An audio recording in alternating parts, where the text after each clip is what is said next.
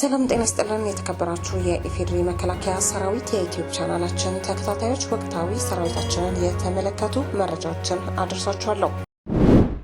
በመከላከያ ሚኒስትር ኢንጂነር አይሻ መሐመድና በመከላከያ ጤና ዋና መምሪያ ኃላፊ ሌተናል ጀነራል ጥጋቡ ይልማ የተመራ ቡድን የአላጌ የጀግኖች አምባ ጊዜያዊ ማገገሚያ ማዕከልን ተዘዋውረው ጎበኙ። ሚኒስትሯ ኢንጂነር አይሻ መሐመድ አላጌ የጀግኖች አምባና ጊዜያዊ ማገገሚያ ማዕከል የሚገኙ የሀገር ባለውለታ የጦር ጉዳተኞችን ያበረታቱ ሲሆን የተለያዩ ቁሳቁሶች ድጋፍ በማድረግ የምሳ ግብዣም አከናውነዋል። የመከላከያ ሚኒስትር ኢንጂነር አይሻ መሐመድ ዘመኑን በዋጀ መልኩ በማሻሻል ታሪካዊ የሆነ አላጌ የጀግኖች አምባና ጊዜያዊ ማገገሚያ ማዕከል ወደ ተሻለ ደረጃ በማድረሱ ረገድ በቀጣይ በርካታ ስራዎች እንደሚሰሩ ገልጸው በርካቶች የሚማሩበትና ዜጎች የሚኮሩበት ሆኖ እንዲቀጥል እንሰራለንም ብለዋል። ጀግንነት የትውልድ ቅብብሎች ነው ያሉት ኢንጂነር አይሻ መሐመድ በማዕከሉ የምትገኙ እናንተ የዚህ ዘመን ጀግኖች ናችሁ ሲሉም ገልጸዋል። በጉብኝቱ ወቅት የመከላከያ ጤና ዋና መምሪያ ኃላፊ ሌተናል ጀነራል ጥጋቡ ይልማ ለጎብኚዎች በሰጡት ማብራሪያ በማዕከሉ ውጤታማ ተግባራት